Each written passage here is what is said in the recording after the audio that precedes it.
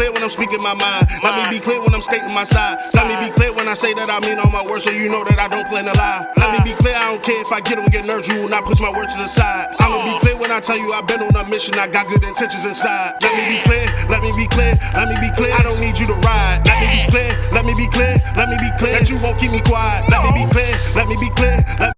Hey y'all. Hey y'all. Welcome back. Happy New Year. Yeah, it's been a minute. It's 2020. We're back. Trying to get back into the swing of things. I'm tired already. Hopefully you're figuring this out one step at a time. Because if not, it's going to keep going anyway. So you may as well jump in. Always does. Welcome to our first episode of 2020. Let's be clear with Janika and Doc. So let's dive right in. Janika works with me in my other business. And so we're together all the time. Yeah, we're together all the time. And so we've just had an incident recently that has just been like WTF. And so she and I were both sitting here talking about this. We've been talking about it since last night. And so we're not going to disclose confidentials, anything like that. We're going to speak very generally and broad. But we're going to talk about this from an access to care perspective. What that means is, you know, when you find yourself reaching out to providers and to different organizations for mental health services, for behavioral health treatment, you really got to be clear about how you advocate for yourself, how you speak up for yourself. Because one of the things that really pisses me off and grinds my gears is that there are all of these quote unquote well-intentioned providers and well-intentioned organizations and leaders of these organizations and programs and agencies. But sometimes they can be really a barrier, a stumbling block. Like, where's the intention at, right? Explain to them what you mean by intention, because what we're getting at, folks, is that people that say that they're in position to help you, sometimes they make it about themselves. Right, that's what I'm getting at, right? Because I can sit here and say that I care and I want to help and, we're going to get you all the help, we're going to do this, we're going to do that. But it's not about me. So do I really, if I'm looking at your best interest, I can't sit here and say, well, don't go here, don't go there, don't do this, don't do that. It's about where you're going to get care, right?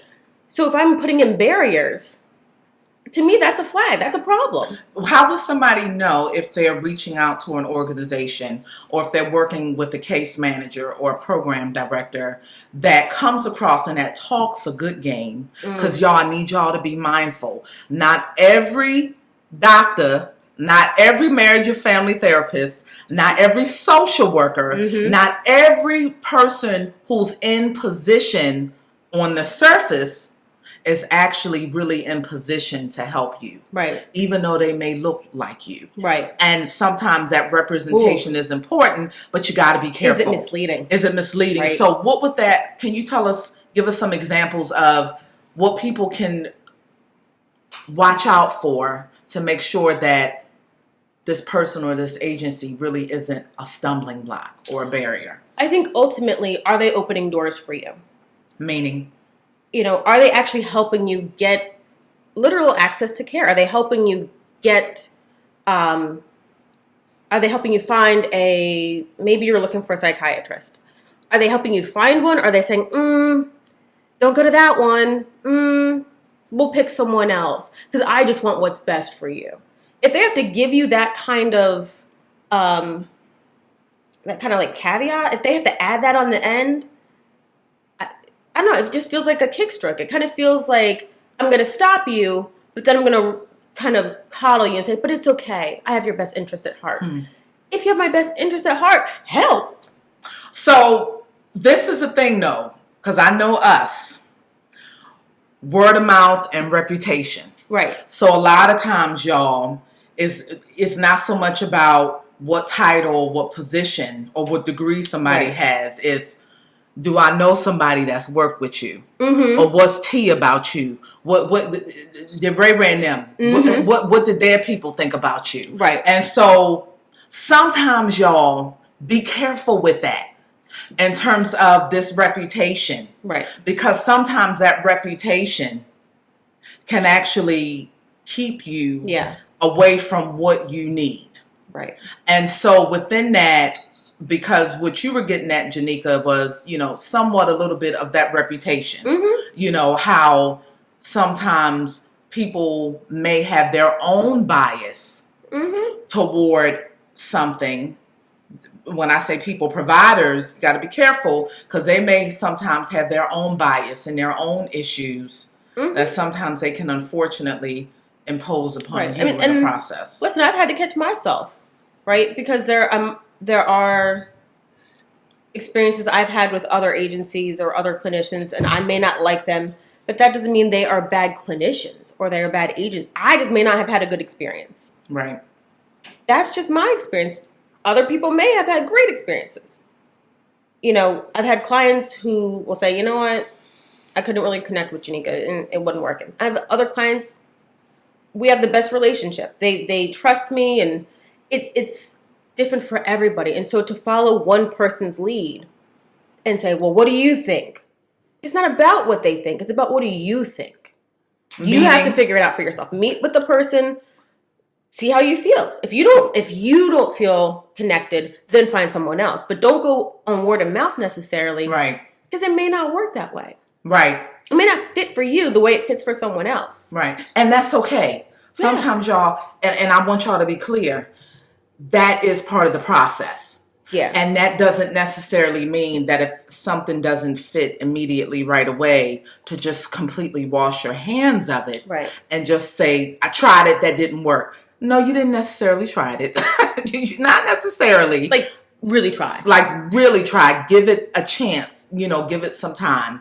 But as it relates to these agencies and organizations, y'all, go in with eyes wide open.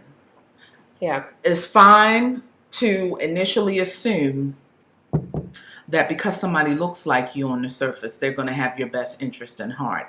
But you can't always lead with that. That can't be the totality of that. Right. So when you find yourself reaching out for help,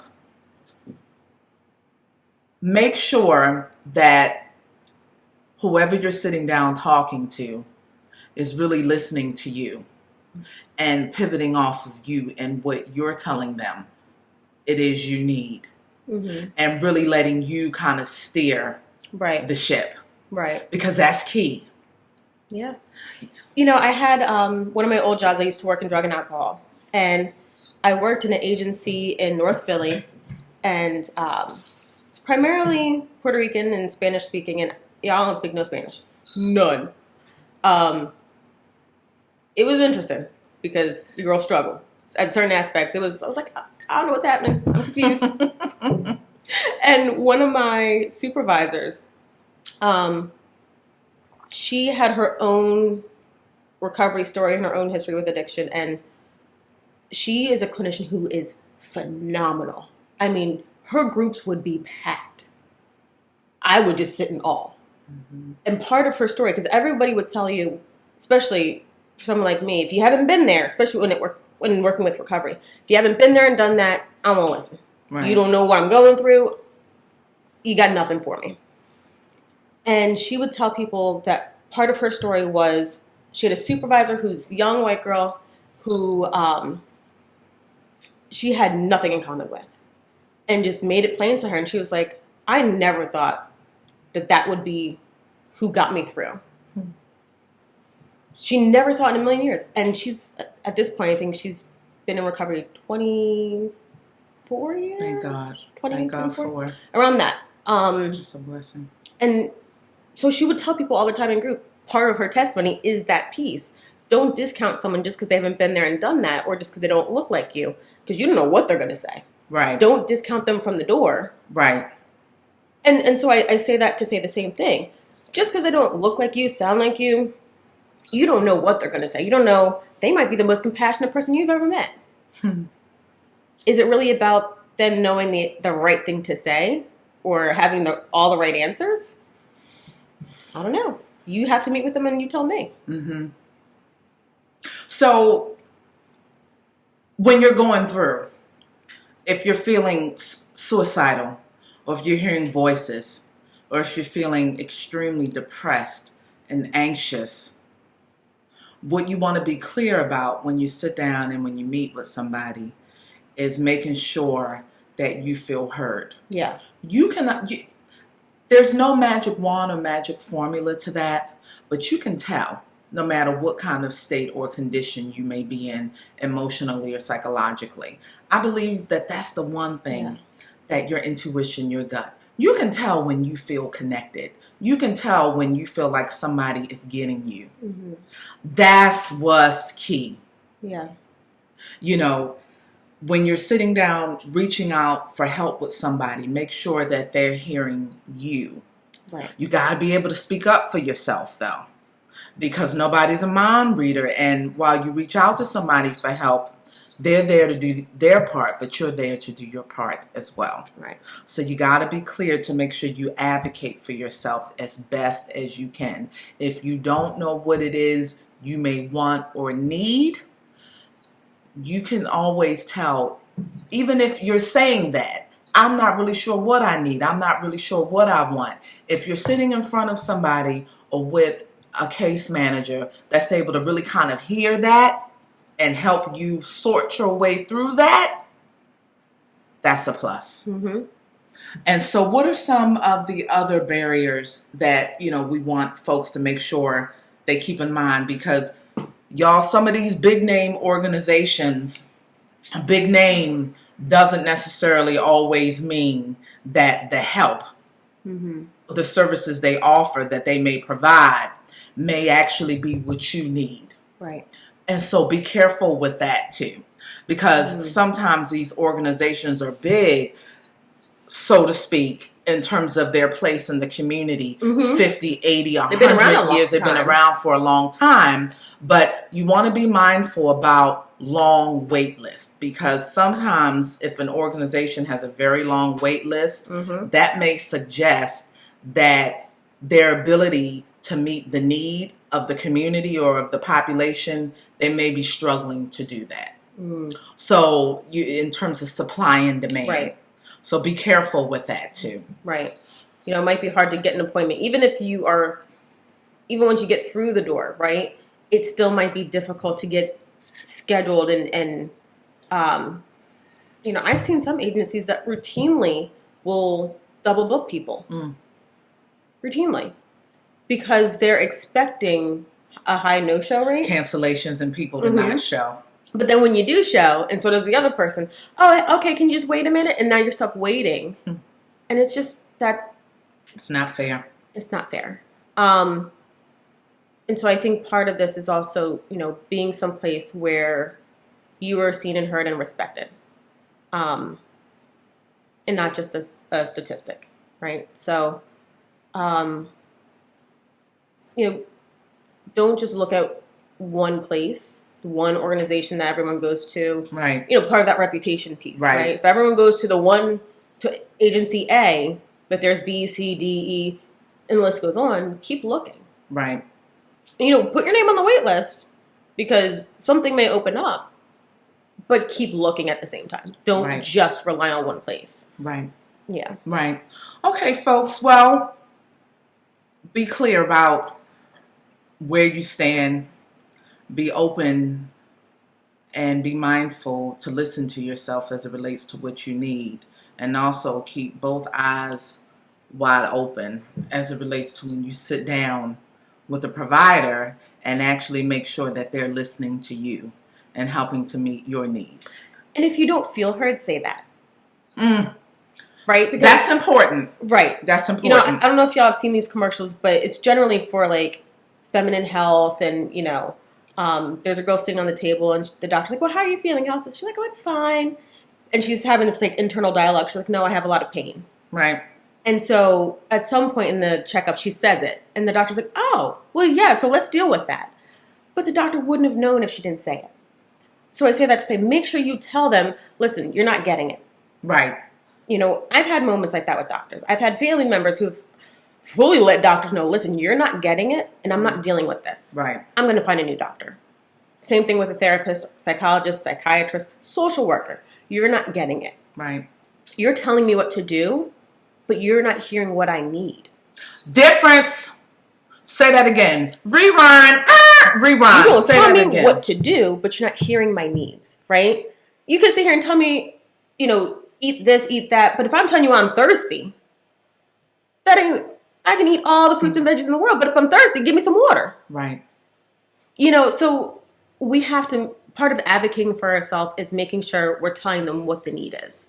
Because we're not mind readers, y'all. Let me be very clear. I know this much about this little bit.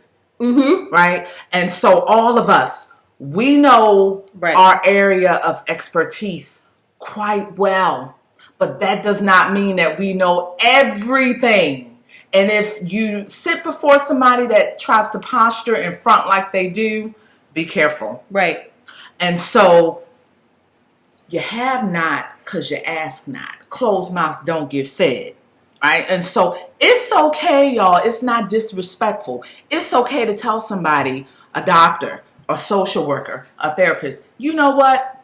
You're not really getting what I'm saying. Right. It's not what you say, it's how you say what you say. And sometimes you might have to get a little greasy with folks. Sometimes for them to just slow down and hear you. Right. My mom always says the squeaky wheel gets the oil. Squeak louder. Right. And I've seen that. I've had to, when I was working in the jail before, someone's trying to advocate for themselves and they're getting upset. And I said, I said, what you're not going to do is act like they're being aggressive. Right. No, they're in pain. They're upset. They're scared. Right. You're going to hear them. Right. Right. Squeak louder, boo. Right. Squeak it's okay. It's okay. So. All right, folks. Ready to move on to our next segment? Yeah. Okay, so this is a conversation that this concept, these concerns continue to come up time and time again. So apparently, Miss Ari Lennox, I think it's Lennox. Miss Ari Lennox. Ari or Ari? Let me know if we're saying it wrong. I believe it's I thought it was Ari Lennox. Right, Ari Lennox. Is that it? No. Yeah, I believe so. Let us know. We don't know everything. She's an up and coming. We're open to correction, open to critique. Let us know. So Miss Ari Lennox, she's an up and coming R&B singer, right? And there was this recent exchange or this post on what was it? It's on Twitter. So she posted a video because someone referred to her and Tiana Taylor as pit bulls. Y'all know who Tiana Taylor is, right? I love her.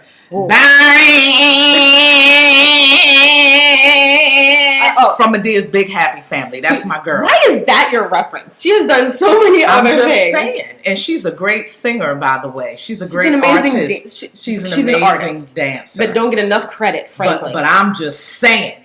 I'm going to edit this out. No, you're not, because y'all know what I'm talking about. When I say that, y'all instant visual go up. So that's her. So, anyway. But yes. Right, y'all, she just sensitive. But yes. I mean, I am. But, so someone referred to her, a man on Twitter referred to Ari Lennox and Tiana Taylor as pit bulls. And so she made a video and she was very upset. She was tearful about it. And someone said that they were overreacting. It was a joke. And so it started this whole dialogue on Twitter, right? And several things kind of bothered me. A lot of people were reacting and talking about how people of other races the men and women don't talk about each other in that regard. Or at least not in public. Right. Not in a public forum. A lot of what other ethnic groups do, because everybody fights and argues. Right. But I know that one of the things that bothers me, and y'all let me know, sometimes we get with each other a little too much. Publicly. In front of company. Some things need to stay behind closed doors, and y'all know what I'm talking about. And so that was one piece that came up. Another thing, though, is how do you get to tell someone, no, you're just being sensitive. No, you're just overreacting. if someone is legitimately upset and hurt by something, even if you were joking. So you call me a name. You insult me. You name call me. But then when I respond to that, then it's my issue. Right. Okay. That's rich. I'm pretty sure that's an abuse tactic. But okay, cool. Cool. Go ahead and go. Because they say us as black women tend to be a little sensitive, overly sensitive anyway. Right. So that's part of that. Right. So you're going to ridicule us. But then, how many times do you see in these dialogues on Instagram, Facebook, Twitter, whatever, where it becomes a battle of the sexes, right? Where someone says, black men ain't ish and women ain't this. And it becomes this battle of the sexes, but it's like, it doesn't need to be. But this is kind of how it starts. Like, why is it a public battle, an insult back and forth? If I'm telling you something hurt me, acknowledge that and own it. And it can end there. But no, rather than do that, you minimize it and throw it back at me like it's my fault for being hurt by your comment. It's my fault. That's not right. You don't get to do that. I guess what pisses me off, let me just bottom line this for y'all. What pisses me off, and I think this is an ongoing effect of the residuals of slavery over 400 or 500 years, who we are as a people, in particular, who we are as women is just minimized, it's just beat down, it's dismissed. And here we go with each other. Right. How our men sometimes tend to do that. Right. Like just totally minimize and validate and dismiss me. Right. Insult me. Mm-hmm. But then when I have a reaction to that. An appropriate reaction. A reaction. Now it's my issue. Right. Well, I don't know how many other women wouldn't feel insulted or wouldn't be upset by saying that you saying that they look like a pit bull. Right. Really? That's not okay. Is it a compliment? Okay. I wouldn't feel complimented by that. And so another, further down the comment section. So that's piece 2 within right. That, y'all. It kept going, y'all. It got good. Someone commented about, well, this is really interesting given how black men adore their mothers. And everyone's like, yeah, that's true. And someone's like, they don't adore their mothers. They adore how they're cared for by their mothers. Difference. What? Difference. And if y'all think it's wrong, the door is that way. Because you can't tell me that ain't the truth. That is damn near gospel. Think about it. How can you, and this is my ultimate question, how can you adore your mother, worship the ground she walks on? Because a lot of men, that's how they act. Right. And specifically for the black men that watch, please chime in and let me know otherwise. If you adore your mother, but can call another black woman bitch, hoe, pit bull, insult them, insult somebody else's mother, demean, defame, and even more so, if you were in a relationship with this woman or have a child with this woman, if you can do that, please explain that to me. So I guess from our perspective, for us, for me, I'd like to know, how can you simultaneously insult somebody else who looks like and who is a representation of this person that you say you adore? How can you hold both together? Right. Where's that space for both? Because to me, eventually something is going to cancel itself out. Like, I'm not understanding that. Or is it just about how you treat me? Is it just about how you cater and coddle to me? And the minute you don't do that, now I have a problem with you. Now you're a pit bull. Now you're mean and offensive, and I don't want you. Now I don't like you. I call bull. I call BS, because I'm going to tell you something. Typically, Janika, I haven't seen, and y'all, again, I don't claim to know everything. I know this much about this little bit. Okay. But what I do know is based on over 20 years of professional and clinical experience. So take that for what it's worth. I honestly, in all of my clinical experience and professional experiences and personal experiences, I haven't come across a man yet.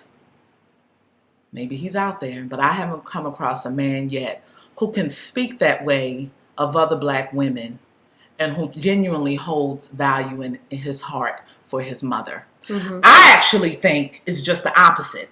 I actually think that because there is this resentment, this anger, a lot of times unacknowledged, because again, permission to really feel that way, to feel that resentment, that anger, that irritation, that displeasure toward this person who gave you birth, toward this person who potentially has sacrificed so much, but yet there are certain parts of that person, i.e. this mother, that you don't like. Maybe she's abused you. Maybe she's neglected you. Maybe she's put somebody else before you. Typically, that's a big part. When that's there in the heart from a man toward his mother, and he doesn't feel safe or feel like he has permission to go there, he's going to put it out on other women. Right. Typically. That's what I'm getting at. Typically. Now, you know, Janika and I talked about this earlier in one of our earlier episodes. I believe it was from season 1, our 3rd or our 4th episode, where we were talking about these parenting interactions. And we talked about Blac Chyna and her mom and Meghan Markle and her dad. And I know for us, culturally, right, we got respect.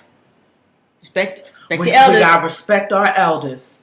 And sometimes if we really allow ourselves to go there with that anger, with that irritation, it becomes rage when you acknowledge it. And that's a scary place. Rageful, but we feel like somehow we're blasphemous. We're doing something wrong. How dare you?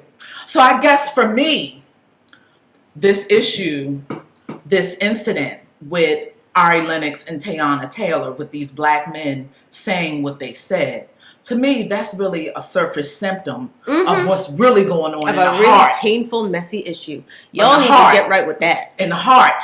Let's talk about that. Let's talk about the resentment you hold for your mother. You resent her. For whatever reason. And that's between you, her, and Jesus. I ain't got nothing to do with that. But neither does Teyana Taylor. Neither does Ari Lennox. Neither does any other woman that you have disrespected over the years. Because you cannot claim to love and adore and worship this one woman just because she gave you life and be indebted to her. Because really that's what that is. You feel indebted because, well, she birthed me. Right. That's not enough. That's not enough. Animals do that. That doesn't make you worthy of loving just because you birthed someone. To be worthy of loving and adoration means you have done something. Right? So if you can't tell me what that is, you're talking about being indebted to someone. And that's obligation. And so you don't want to deal with that.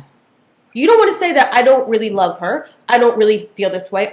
I resent her for this, that, and the third. So I take it out on every other woman that I meet that reminds me and looks like my mother. Deal with that. What did we just talk about, though, in the first segment? Permission. I think that is a very hard place for a lot of us to be in our culture, especially within our community. That both and. Because, you know, a lot of times, folks, we're not taught and we're given the message, subtle and not so subtle, that it's not okay to be angry toward your parent. Least of all, to express that. Right. We're always taught that it has to be one or the other, that it cannot be both and. You know, I don't know how many of you guys saw the most recent episode of Power. It just came on Sunday. And so y'all know it's four more episodes left. After this last Sunday, I believe it's 4 more episodes. And our favorite character, Dre, we get a sneak peek, a quick snapshot into what actually contributed to him being such an a-hole the way he was. And so we see this interaction between him and his mother. And so For those of you who can recall, Dre is one of the most spineless, gutless, snaky, sneaky, gully people ever. He would sell Jesus Christ to the devil if he could for the highest dollar amount. Like, this dude is something. And so if you go back to this episode that just aired this past Sunday, January 5th, we see this exchange between him and his mom when he's in her closet. And we see that this anger, this rage, this hurt that Dre speaks to his mother about, how she called him evil ever since he was 6. How she just couldn't really just wrap her mind around just embracing him, just loving him.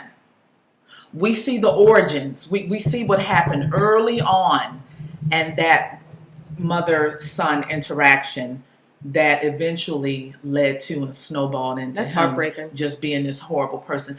And I got to be honest with you guys, in that instance, I actually felt empathy for Dre. Not to excuse his behavior over the past 6 seasons, but you see, he wasn't born that way. It was this exchange between him and his mother, this constant being told he's evil, he's no good for whatever reason. And so, but we also see the impact of how his inability to deal with that effectively, healthily, what that translated into for him as this sociopathic young man. Right. And so there's always an origin. That's what we're getting at, folks, in terms of this both and. It's hard to be able to say that you love this person that gave you life, but you cannot stand her. She hurt you. She let you down. That's challenging for some folks. But I guess what we're getting at is, in our minds, that is what's contributing for some to this venom that these men spit out and you need women. And it needs to be acknowledged, right? Because at the end of the day, I am not responsible for that hurt that she caused, and neither is any other woman. And if you, at some point, when a healthy relationship, you're going to have to get that, you have to reconcile that. Reconcile meaning? You got to have a whole moment with that. Whether you deal with that. Yeah, whether you talk to her about it, or whether you just kind of have a come to Jesus moment in your heart about it, and kind of deal with the fact of this is what happened, and this is how I feel about it, and I can't keep taking it out on other people and other women. I need to deal with this myself. I can't expect my wife, my girlfriend, my baby mom, my sister, or anybody else to do it for me.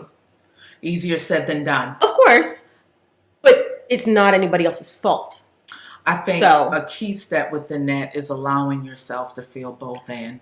Oh, yeah. Because, again, so many of us, we're taught explicitly and not so explicitly that you can't feel both ways. Right. That it has to be one or the other. And if you feel both ways, you're somehow not good. Right. You're somehow not respectful. It becomes a shame thing. Yes. And you're not entitled to both emotions. And you are. It's about how you act them out is, I think, a question later on down the line. But you're entitled to feel how you feel. Yes. But you're not entitled to act them out on different women and throw your mess at them. Yes. So let us know what you think. This one was we came out the gate today. Yeah. Ooh. Yeah. Well, all right, folks. That's it for this week's episode of Let's Be Clear with Janika and Doc. Be kind to others, but most importantly, be kind to yourselves. See you next week. Bye, guys. Bye. Let me be clear when I'm speaking my mind. Let me be clear when I'm stating my side. Let me be clear when I say that I mean all my words, so you know that I don't plan to lie. Let me be clear, I don't care if I get nerves, you will not push my words to the side. I'ma be clear when I tell you I've been on a mission, I got good intentions inside. Let me be clear, let me be clear, let me be clear. I don't need you to ride. Let me be clear, let me be clear, let me be clear that you won't keep me quiet. Let me be clear, let me be clear, let me be clear. I don't care about the climate. Let me be clear, let me be clear, let me be clear that you all are invited. Let me be clear that I see all the violence getting so bad that it's breaking my silence. We got some leaders that's always been steering us wrong. To be honest, we need a new pilot. You need some help, I ain't talking about sirens. Hope I can bring to your life some new guidance. Lately our world has been constantly going astray. To be real, everybody been wildin'. Was I asleep? Maybe I was just drunk. How did we end up with President Trump? Was he really voted or we out of luck? Did he pay the Russians to give him a bump? Somebody just tell me I really been stuck. I've been banging my head to the point I got lumps. If you justify that, then you cracking me up. If you don't like my words, then I don't give a club. Amazon getting wild, I ain't talking about prime.